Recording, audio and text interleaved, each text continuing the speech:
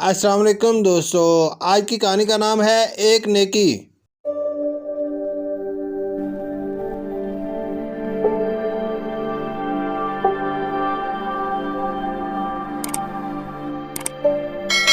میرے تعلق پولیس کے محکمے سے رہا ہے۔ یہ ان دنوں کا واقعہ ہے جب پولیس کے سپاہیوں کو کچھ زیادہ سہولیات میسر نہیں تھی۔ ہم اپنے ذاتی گھوڑوں پر ہی سفر کیا کرتے تھے اور جب چھٹی پر ہم اپنے گاؤں جاتے تو ہم سے سرکاری بندوقیں رکھوا لی جاتی تھی۔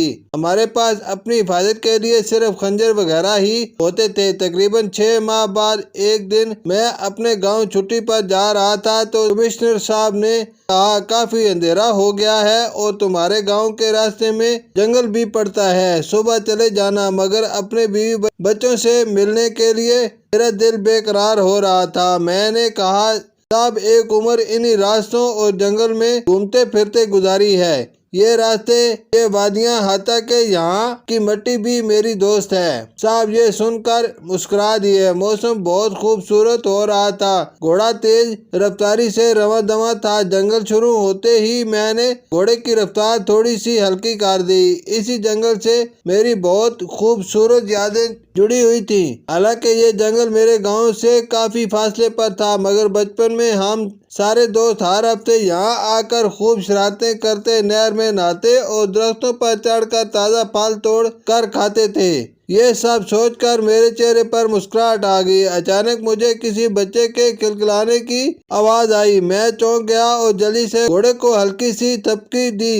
پالتو جانور اپنے مالک کے اشارے سمجھتے ہیں، اس لیے اس نے بھی دم ساتھ لیا اور ہنہنایا نہیں۔ میں خوف زدہ ہونے کے بجائے فوراً کھوج میں لگ گیا کہ یہ آواز کس سمت سے آئی ہے۔ کچھ فاصلے پر ہی گھنی جھاڑیوں کے پیچھے سے مجھے دوبارہ بچے کے ہنسنے کی آواز آئی۔ میں نے گھوڑے کو ایک طرف کھڑا کیا اور آہستہ سے تھوڑی جھاڑیوں ہٹا کر دیکھا تو سال بھر کا ایک نہایت خوبصورت گول مٹول سا بچہ اکیلا بیٹھا ہوا ہے۔ اچانک ایک درخت کے پیچھے سے ایک بھیڑیا نمودار ہوا۔ اس نے اپنی توتنی سے بچے کو گدگدی کی تو بچہ پھر کلکلا کر ہنس پڑا۔ بھیڑیا بھاگ کر پھر درخت کے پیچھے چھپ گیا۔ میں معاملہ سمجھ گیا۔ یہ بھیڑیوں کی فطرت ہوتی ہے کہ جب وہ کسی انسانی بچے کو کھانے کے لیے اٹھا کر لاتے ہیں تو پہلے اس کے ساتھ خوب کھیلتے ہیں۔ جب دل بھر جاتا ہے تو چیر پاڑ کر کھا جاتے ہیں۔ میں چاہتا تو خنجر سے بھیڑیے پر حملہ بھی کر سکتا تھا، مگر بچے کی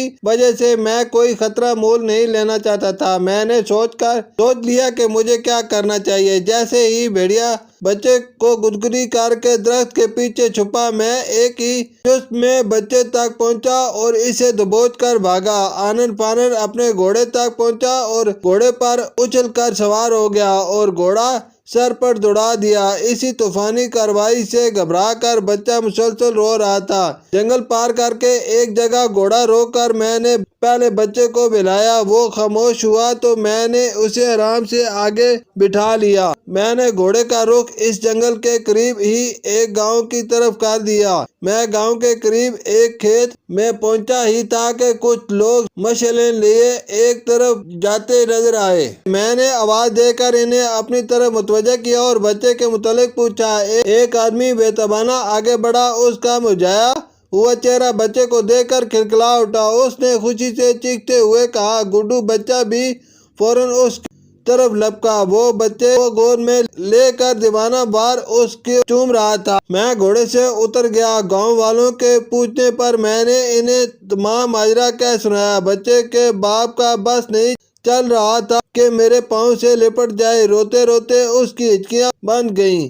میں نے اسے تسلی دیتے ہوئے کہا، اللہ پاک کا جتنا شکر ادا کرو کم ہے، وہی زندگی بخشنے والا ہے۔ اس آدمی نے مجھ سے میرا نام اور گاؤں کا نام پوچھا۔ میں نے سب بتا دیا اور گھوڑے پر سوار ہو گیا۔ اس آدمی نے گھوڑے کی بھاگ پکڑ لی اور التجا بھرے لہجے میں بولا، صاحب میری بیوی روتے روتے بے ہوش ہو گئی ہے اور گڈو میں تو میری ماں باپ کی بھی جان ہے، دونوں رو کر نڈھال ہو چکے ہیں۔ انہیں جب پتہ چلے گا کہ گڈو کی جان بچانے والا ہمارا محسن ایسے ہی چلا گیا تو وہ بہت ناراض ہوں گے۔ کچھ اور لوگوں نے بھی اس کی تائید کی۔ میں نے مسکرا کر کہا، میرے بھائی، مجھے کسی چیز کی چاہ نہیں ہے، آپ لوگوں کی خوشی ہی میرے لیے انمول تحفہ ہے۔ بس اپنے والدین سے کہنا کہ مجھے ہمیشہ اپنی دعا میں یاد رکھیں، کیونکہ میرے اپنے والدین انتقال کر چکے تھے، اس لیے میں نے تمام والدین کا بے حد احترام کرتا تھا۔